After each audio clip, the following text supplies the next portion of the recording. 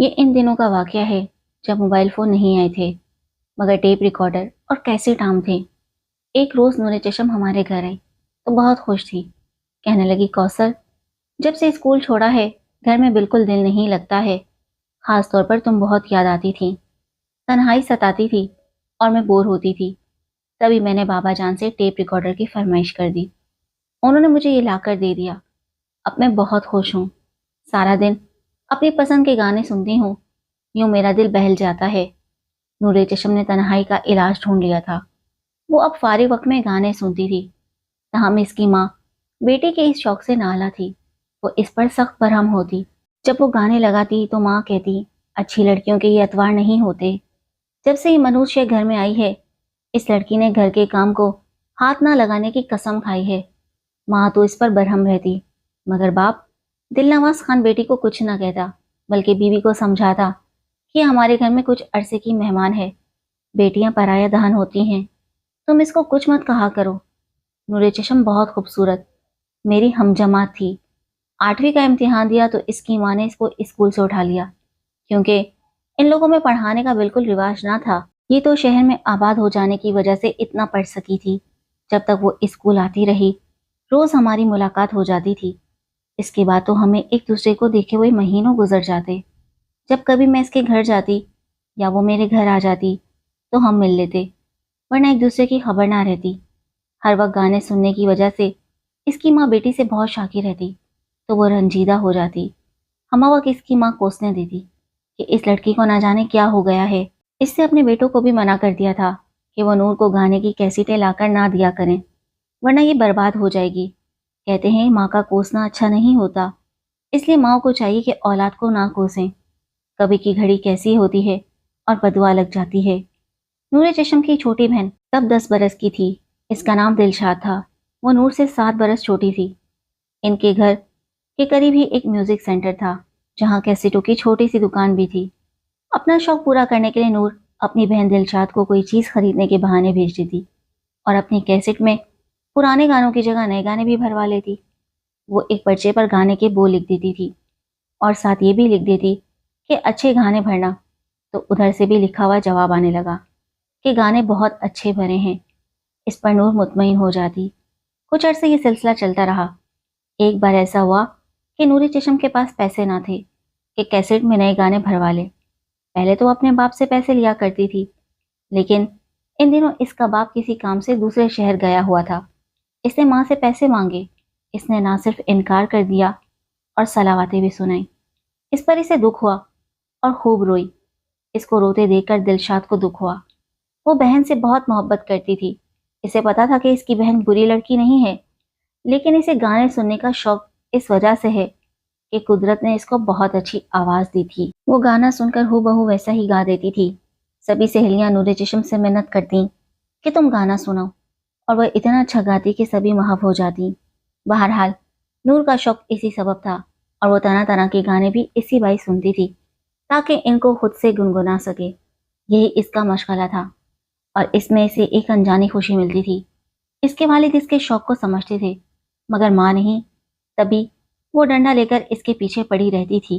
دلشاد نے جب بہن کو رنجیدہ دیکھا تو وہ از خود کیسٹوں کی دکان پر چلی گئی اور میوزک سینٹر والے نوجوان سے کہا، خرم بھائی، اگر آپ ادھار کیسٹ بھر دیں تو مہربانی ہوگی۔ بابا جان گھر پر نہیں ہیں، جب آ جائیں گے تو میں ان سے رقم لے کر آپ کو دے جاؤں گی۔ خرم نے کیسٹ بھر کر اس کو دے دیا اور کہا، بہنا پیسوں کی فکر نہ کرو، پیسے آ جائیں گے، پیسے نہ ہو تب بھی کیسٹ لے آیا کرو، میں گانے بھر دوں گا۔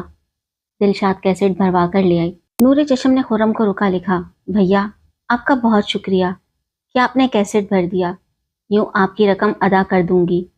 جو ہی میرے والد آ جائیں گے پیسے آپ کو مل جائیں گے۔ اس کے بعد اکثر یہ ہونے لگا کہ رکو کا بھی تبادلہ ہو جاتا، اور جب رقم نہ ہوتی بغیر پیسوں کے ادھار پر کیسٹ بھروا لی جاتی۔ ہوتے ہوتے اس پرچہ بازی نے ایک نیا رخ اختیار کیا اور تحریر کا رنگ ڈھنگ بدلنے لگا۔ خرم اب کاغذ کے پرزوں پر یہ تحریر کرنے لگا کہ تمہاری بہن نے بتا دیا ہے کہ تمہارا نام نور چشم ہے۔ مجھے تم کو ایک بار دیکھنے کی آرزو ہے، کاش میں ایک بار تمہاری ایک جھلک دیکھ پاؤں۔ جب بار بار خرم یہ تحریر بھیجنے لگا تو نور کا بھی دل چاہا کہ وہ ایک بار خرم کی دکان پر جا کر اس سے بات کرے، لیکن مجبور تھی۔ اس کی دکان پر کیسے جا سکتی تھی؟ ماں کی اجازت نہیں تھی۔ وہ اپنے بڑے بھائیوں سے بھی بہت ڈرتی تھی، لہٰذا جب بھی خرم کی طرف سے کوئی ایسا مطالبہ لکھا ہوا ملتا، وہ اپنی خواہش کو دل میں دبا لیتی۔ پہلے یہ باتیں کاغذ کے پرزوں پر لکھی جاتی تھی، پھر ایک روز خرم نے کیسٹ میں گانے بھرنے کے بجائے اپنی باتیں بھر کر بھجوا دی، جس میں التجائیں تھیں کہ بس ایک بار 1 منٹ کو میری دکان پر آ جاؤ، پھر دوبارہ کبھی یہ مطالبہ نہیں کروں گا، میں صرف ایک جھلک تمہیں دیکھنا چاہتا ہوں۔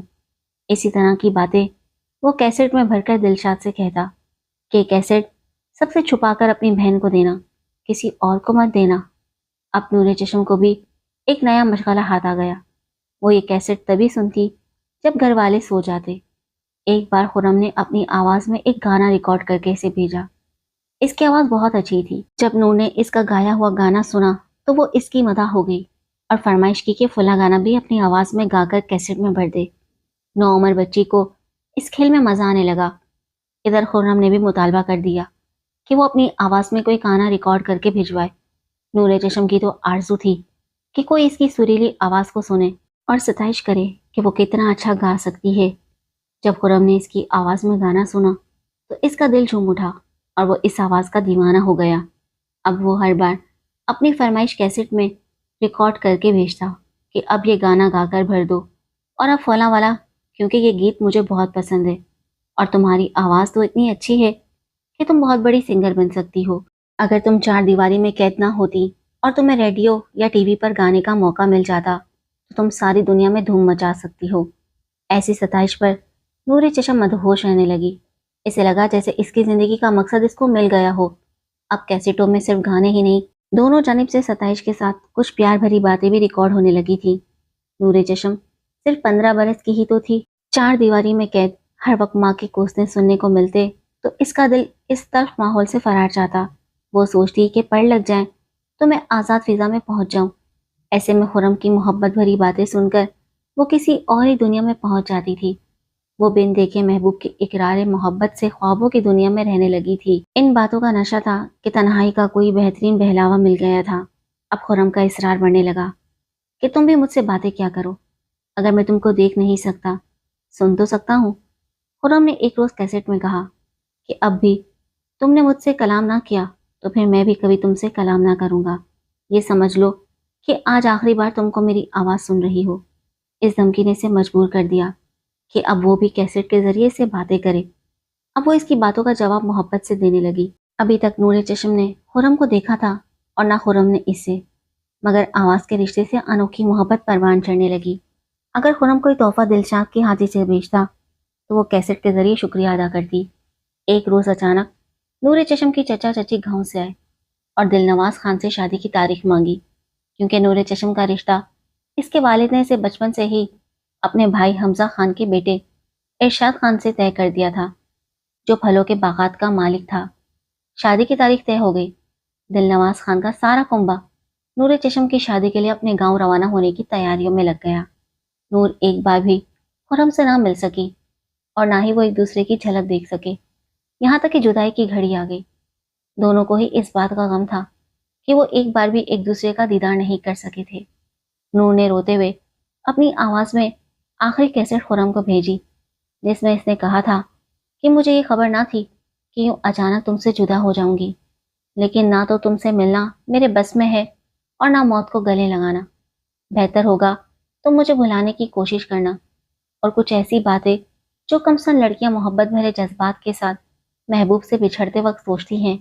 اس نے اپنی اور خرم کی آوازوں میں بھری ہوئی کیسٹوں کو ایک رومال میں باندھا اور اپنے پلنگ کے نیچے چھپا دیا اور موقع کا انتظار کرنے لگی کہ کسی طرح دلشاد کو یہ کیسٹ دے کر خرم کو لوٹا دے، اس آخری پیغام کے ساتھ کہ اس کی شادی ہو رہی ہے اور اب وہ ایک جھلک دیکھنا تو کجا کبھی ایک دوسرے کی آواز بھی نہ سن سکیں گے۔ لہٰذا خرم ان کیسٹوں کو تلف کر دے، انہیں کچھ دیر میں روانہ ہونا تھا۔ روتے روتے اس کی آنکھیں سرخ ہو گئی تھی۔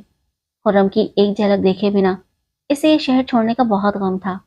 اسے اپنے منگیتر سے کوئی لگاؤ محسوس نہیں ہو رہا تھا، کیونکہ دونوں ہمیشہ ایک دوسرے سے دور الگ الگ مقامات پر رہے تھے۔ اس کے منگیتر ارشاد خان نے اس کے بھائی شہوار خان سے کہا تھا کہ کیوں نہ ہم شادی بیاہ کے گانوں کی کچھ کیسٹیں بھروا لیں۔ شہوار خان بولا ٹھیک ہے، یہاں ہمارے گھر کے قریب دکان میں نغمے بھرے جاتے ہیں، میں وہاں سے شادی کے گانے ریکارڈ کروا لیتا ہوں۔ یہ کہہ کر وہ گھر میں آیا اور ماں سے کچھ کیسٹ طلب کیے۔ اتفاق سے اس وقت نوکرانی نور چشم کے چپل اٹھانے اس کے کمرے میں گئی۔ اس نے جو سنا کہ شہوار ماں سے کیسٹ مانگ رہا ہے، اس نے رومال میں بندھے ہوئے کیسٹ شہوار کو دے دیے۔ یہ رومال جیسے بندھا ہوا تھا ویسے ہی شہوار نے باہر جا کر ارشاد خان کو دے دیا کہ مجھے کافی کام ہے، تم ان میں سے کوئی کیسٹ نکال کر اچھے سے نغمے بھروا لو۔ شادی کا دن قریب آ گیا۔ ارشاد خان کو نغمے بھروانے کا وقت ہی نہ ملا۔ اس نے سوچا کہ انہی کیسٹوں کو سن لوں کہ ان میں کیسے گانے بھرے ہوئے ہیں، کیا خبر اچھے ہوں، انہی سے کام چل جائے۔ اس نے جو ہی ایک کیسٹ ٹیپ ریکارڈر پر لگا کر بٹن آن کیا، اس کا سر گھومنے لگا۔ اس کی ہونے والی دلہن کی پیار بھری باتیں کسی اور کے لیے کیسٹ میں بھری ہوئی تھی، کسی اور شخص سے ملنے کی خاطر بے قراریاں اس میں قید تھیں۔ ادھر نور چشم دلہن بن رہی تھی، ادھر ارشاد خان غم و غصے میں ڈوبا رقابت کے جہنم میں دھاک رہا تھا۔ شادی میں چند گھنٹے ہی باقی تھے۔ تمام باراتی دروازے پر جمع تھے۔ بارات کی تیاریاں ہو رہی تھی اور اس کے دل پر قیامت گزر رہی تھی۔ اچانک ہی اس کے دل نے عجیب و غریب فیصلہ کر لیا اور بند سور کر اپنی دلہن بھی لانے کو تیار ہو گیا۔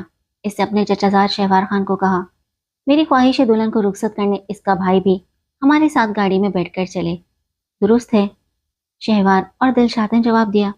غمزدہ والدین رخصتی کے وقت کبھی لڑکی کے ہمراہ نہیں جاتے، وہ گھر سے ہی اسے رخصت کر دیتے ہیں۔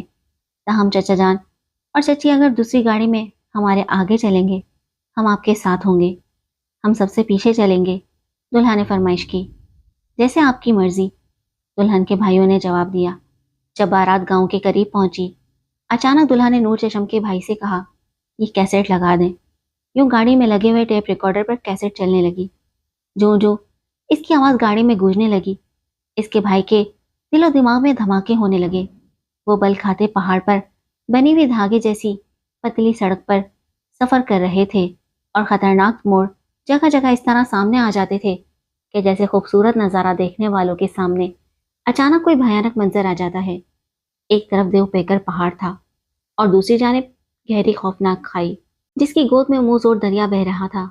پہاڑوں کی بلندی سے نیچے گرتا ہوا پانی ہزاروں اژدہوں کے شور سے بھی خطرناک آواز میں پھنکا رہا تھا۔ اس پر نظر ڈالنے کو جی نہیں چاہتا تھا کہ دل اس کی ہیبت سے سہم جاتا تھا۔ شہوار خان نے جلدی سے ٹیپ ریکارڈر بند کر دیا اور مجھ میں اسے سننے کی تاب نہیں ہے، اسے سے اس کا تمام وجود لرز رہا تھا۔ لگتا تھا کہ وہ پہاڑوں کی تاپال میں چھپے ہوئے زلزلوں کی گڑگڑاہٹ سن کر حواس باختہ ہو رہا ہے، حالانکہ زلزلہ کہیں پہاڑوں میں نہیں، اس کے اپنے اندر موجود تھا۔ اس کو بہن اور اس کے چاہنے والے کی آواز کا کیسٹ سنا کر ارشاد خان نے نہ صرف اسے خجل خوار اور شرمسار کیا تھا بلکہ اس کی غیرت کو للکارا بھی تھا۔ دوسرے ہی لمحے اس کے اعصاب اس کی گرفت سے نکل گئے اور کار ہچکولے کھانے لگی، گویا پہاڑوں سے بڑے بڑے تودے ٹوٹ ٹوٹ کر اس پر گر رہے ہوں۔ سہمی ہوئی دلہن کا سانس رکنے لگا۔ کار نے دو چار بڑے جھٹکے لیے اور اس کے پہیوں سے احتجاجی چیخیں بلند ہونے لگی۔ تبھی نور کے چھوٹے بھائی نے کہا، گاڑی کو روکنے کی کوشش کرو شہوار خان۔ پھر اس نے بڑے بھائی کو ہٹا کر خود اسٹرنگ سنبھال لیا اور کار کو مہارت سے چلا کر ایک ایسے مقام پر لا کھڑا کیا کہ جہاں وہ لوگوں کی نظروں سے پوشیدہ ہو جاتے تھے۔ بارات آگے موڑ سے مڑ گئی، پیچھے دور تک کوئی گاڑی آتی نظر نہیں آ رہی تھی۔ دلہن کے بھائی نے پہاڑ کے کٹاؤ کے نیچے اندر کو گاڑی کھڑی کر دی جو وہاں سے گزرتے ہوئے ٹریفک کو دور سے نظر نہیں آ رہی تھی۔ سنسان جگہ اور ہو کا عالم تھا، صرف بلند پہاڑوں کی خاموش بیت تھی یا پھر گرتے ہوئے جھرنوں کا شور تھا۔ غضبناک پانی ہزاروں فٹ کھائی میں بپھرے ہوئے اسلحے کی مانند پھنکارتا ہوا بہ رہا تھا۔ اپنے سامنے موت کا یہ بھیانک رقص دیکھ کر نور چشم کا نرم و نازک جسم سرد پڑ گیا اور وہ خوف و دہشت سے کانپنے لگی، لیکن انہوں نے اس سہمی ہوئی لڑکی پر ترس نہ کیا۔ ارشاد خان کار میں اپنی جگہ بیٹھا رہا جبکہ شہوار خان اور اس کا چھوٹا بھائی دونوں نیچے اترے اور انہوں نے نور چشم کو بھی چشمے زد میں اس طرح گاڑی سے باہر کھینچ لیا جیسے وہ خوشبو میں بسی ہوئی خوبصورت دلہن نہ ہو بلکہ غلاظت سے بھری ہوئی مردہ جانور کی اوجری ہو۔ وہ اس کو نوکیلے پتھروں پر گھسیٹتے ہوئے کھائی کی طرف بڑھنے لگے جس کی آغوش میں دریا بہ رہا تھا۔ جان کسی پیاری نہیں ہوتی۔ اس نے بھی خود کو بھائی سے چھڑانے کی بار بار بھرپور کوشش کی لیکن اس کا ناتواں وجود ان طاقتور ہاتھوں کی گرفت سے آزاد نہ ہو سکا جنہوں نے ایک لمحہ کی تاخیر کے بغیر گلاب کے اس مہکتے ہوئے پھول کو सैकड़ों फीट बुलंदी से नीचे बहते हुए दरिया में फेंक दिया। पानी के छिंकारते हुए शोर में हल्की सी एक धप की आवाज भी सुनाई ना दे सकी और मजलूम नूरे चश्म हमेशा हमेशा के लिए गुम हो गई।